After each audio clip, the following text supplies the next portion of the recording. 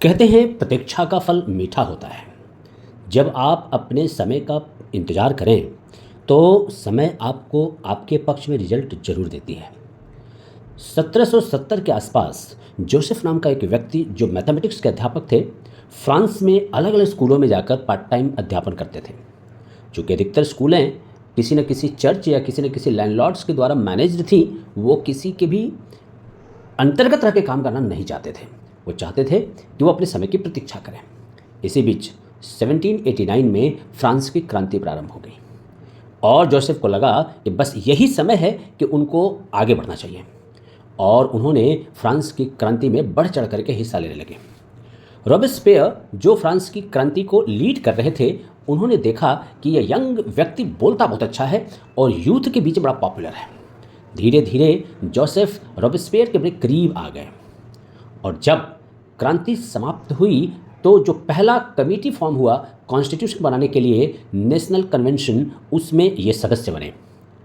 National convention का सदस्य बनने के बाद अपने क्षेत्र के ये एक रिप्रेजेंटेटिव के तौर पर भी सिलेक्ट किए गए। लेकिन जोसेफ ने मॉडरेट ग्रुप ज्वाइन करना ज़्यादा प्रेफर किया, रादर रेडिकल, मतलब मध्यम रास्ता उन्होंने अपनाया, न कि एक्सट्रीम लेफ्टिस्ट या राइट विंग। समय के साथ में जब ये निर्णय लेना था कि लुई 16 को फांसी दी जाए या न दी जाए, उस समय जोसेफ ने फांसी देने के पक्ष में वोटिंग किया, जबकि वो मॉडरेट ग्रुप से थे, वो रेडिकल ग्रुप से नहीं थे, और रेडिकल ग्रुप फांसी के पक्ष में था। इन्होंने फिर से हवा और समय को देखा और इन्होंने लुई 16 के फांसी देने के पक्ष में वोटिंग की। इसके बाद इन्होंने देखा कि पूरे फ्रांस में माहौल बहुत तंग है।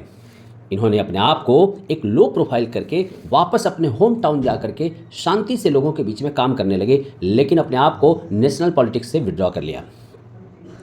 इधर रॉबेस्पियर ने चुन चुन करके लुई 16 के जो भी करीबी लोग थे, एरिस्टोक्रेट्स थे, उन लोगों का फांसी करवा दिया। लेकिन रॉबेस्पियर ने सिर्फ लुई 16 के करीबियों को नहीं, जो भी लोग आगे चल करके उसके लिए खतरा हो सकते हैं, उनको भी फांसी दिलवा दी। एक दिन रॉबेस्पियर को याद आया कि एक बंदा है जो बड़ा तेज तर्रार है और हो सकता है कि भविष्य में लिए चैलेंज हो सकता है, वह है जोसेफ। लेकिन रॉबेस्पियर बहुत लेट हो चुके थे। जब तक उन्होंने जोसेफ को पेरिस तक बुलाया, तब तक जोसेफ ने पब्लिक के बीच में रॉबेस्पियर के लिए एक बहुत ही बड़ा माहौल उनके विरुद्ध तैयार कर लिया था।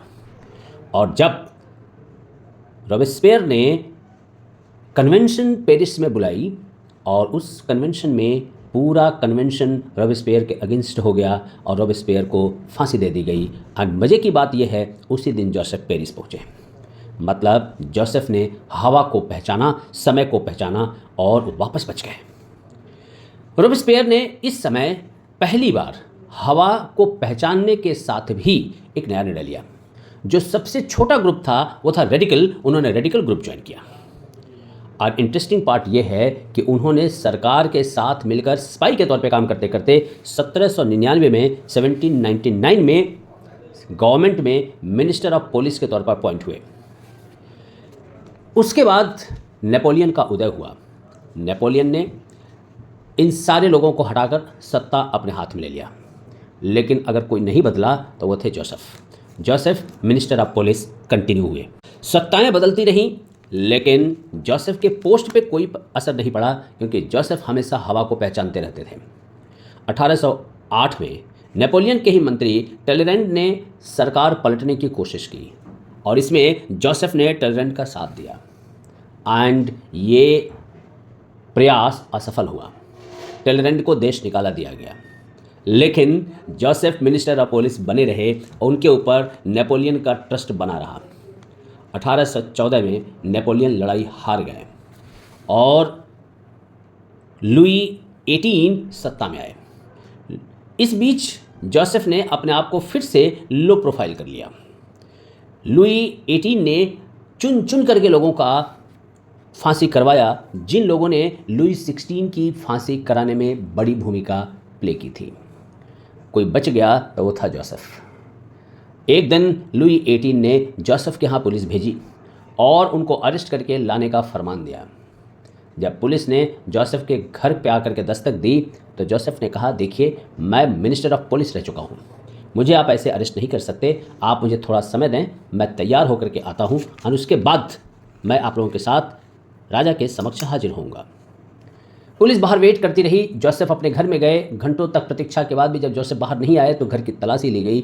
जोसेफ ऊपर के दरवाजे से निकल चुके थे और वो जा कर के नेपोलियन की सेना के साथ मिल गए थे और कुछ ही दिनों के अंदर नेपोलियन ने फिर से फ्रांस पे अपनी सत्ता बना ली और जोसेफ मिनिस्टर ऑफ पुलिस बन गए। पर ये 3 महीने ही चला। वाटरलू की लड़ाई के बाद नेपोलियन ने फिर से सत्ता गंवा दी। अगर कुछ नहीं गंवाया तो वो था जोसेफ। जोसेफ अगली सरकार में भी मिनिस्टर बने रहे। ये कहानी हमको एक मैसेज देती है कि आप हवा और हवा का रुख पहचानें, उसको जानें और उसके साथ अपने कदम से कदम मिला करके चलें। सरकारें बदलती हैं पर कुछ नहीं बदलता, तो जो स्मार्टली अपने मूव्स प्लान करते हैं उनका भविष्य। जोसेफ इसके जीते जागते प्रमाण हैं।